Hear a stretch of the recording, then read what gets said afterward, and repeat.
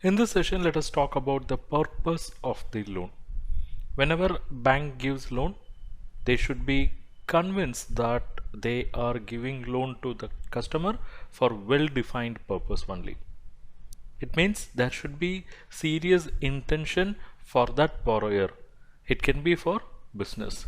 So bank should satisfy itself, that is why customer is requesting loan, and whatever the purpose that is quoted by the customer, that purpose should be consistent with bank's loan policy. And here bank should determine whether borrower has a responsible attitude. What do we mean by saying responsible attitude? That is, when he borrows, he should use that borrowed money only for business purposes or the stated purposes. He should be truthful in answering the questions raised by the bank.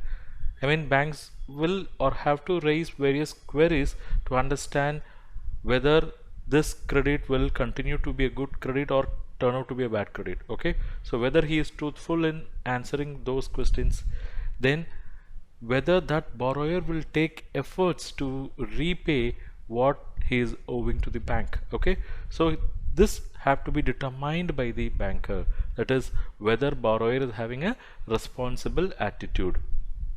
Okay, so what the banker should get feel is, I mean, they should get feel of the character of the borrower.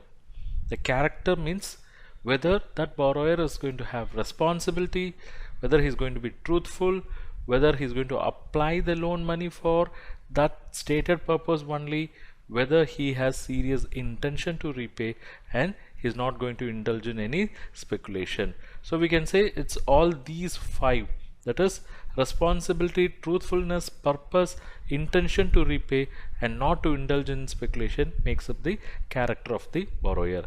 If bank finds the character of the borrower is not good, or that borrower is going to be insincere, then bank should not make out that loan, because eventually that will become a bad credit or problem credit. And whenever bank finances for project, bank should clearly understand what is that project idea, what are the efforts that has gone into designing the manufacturing process, selecting technology, installing equipments, what are the materials required, whether prototype testing is done, then what are the material inputs and utilities, how product mix is going to be, what is going to be the capacity of the plant, where the plant is going to be located, that is the location and site, what are the machinery and equipments required, and what is going to be the structure and civil work. Okay, so all these efforts have to be analyzed or have to be gone through, so that the bank can get a picture of efforts that are being taken by the borrower. Okay, so the very essence of appraisal is to ensure that the business is going to be commercially viable. Only when it is commercially viable, the loan repayment will happen on time. So for this purpose, that is to ensure the business is going to be commercially viable, the bank should examine demand of the products of the borrower in the market, whether the product is accepted in the market, what are the substitute products, what are the entry and exit barriers for substitute products, then to what extent the products can grow in future, how the industry is looking, what is the industry prospects, what is the industry cycle position now, is it at peak or is it falling, then whether there are any shift in consumer demand so that there will be dull sales in future, what are the regulatory environment. So all this have to be critically looked into by the banker. So for all this, the appraiser should be aware of current trends in the borrower's line of work or industry. That is, the credit officer or appraiser should know what is the trend prevailing in the industry. Okay, how economic conditions are changing, he should be aware of that, because that will affect the proposal or project or the loan as well. Okay, so it is very important that credit officer should be able to assess the industry and economic condition. And how he can do that? There will be an economic and research department within bank.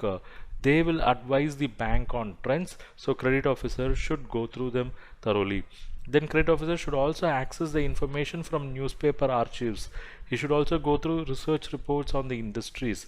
Even credit rating agencies, they come out with periodical reports about industry economic conditions. So all those have to be given due weightage. Then the bank should check whether the loan is going to be used only for the stated objective. But how they can check this? They can check this by verifying the movements in net working capital in the subsequent periods, okay, or in the successive periods. They can go through cash flow analysis, fund flow analysis. They will actually throw light on the movement of funds, whether any short-term sources have been diverted for long-term uses and vice versa. Okay, so it is important that bank is going to test whether the loan has been used for stated objective, and this is possible through these tools like cash flow, fund flow and all. But the thing is, these are all going to be performed post facto only, that is only after giving the loan. So what was done cannot be undone, but what can happen is the bank can initiate a dialogue with that customer to ensure future financial discipline in making end use of borrowed funds, because they have borrowed for a stated purpose, and if there is going to be a deviation, then they can initiate a dialogue and set things right. Thank you for watching this video. Hope you liked it. If you wish to learn more on this topic, do check our comprehensive online course. I have given the link in the description below. If you like this video lecture, do not forget to click on that like, share and subscribe button.